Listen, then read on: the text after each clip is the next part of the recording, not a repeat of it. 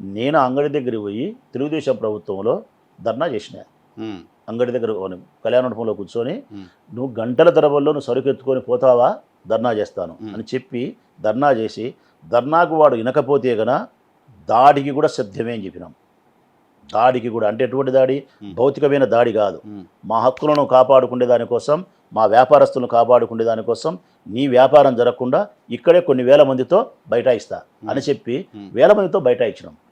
బైఠాయిచ్చి police వాళ్ళు వచ్చి, ఎస్పీలు వచ్చి లాస్ట్ కొన్ని అక్కడి నుంచి పంపించేసినారు.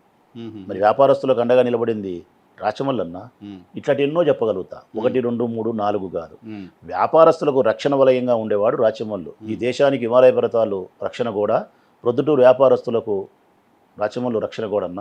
కాబట్టి వాళ్ళ నుంచి దోచుకునేది ఉండదు, వాళ్ళని సంరక్షించేదే ఉంటుంది. మీరు కాదేమో కానీ మీ చుట్టుపక్కల ఉన్న 1, 2, 3, 4 ఒక్కర్లేరన్న, ఒక్కర్లేరు. నువ్వు ఆ ప్రశ్న అడక్కదలికి చెప్తానా? ఎలా వన్ మ్యాన్ ఆర్మీయా? ఒక్కరు లేరు. నా మనుషులలో ఎవరే కానీ రౌడీజం అనే మనుషులు లేరు. కారణం ఏంటంటే రౌడీ అనేవాడు నా ఇంటికి చేరలేడు.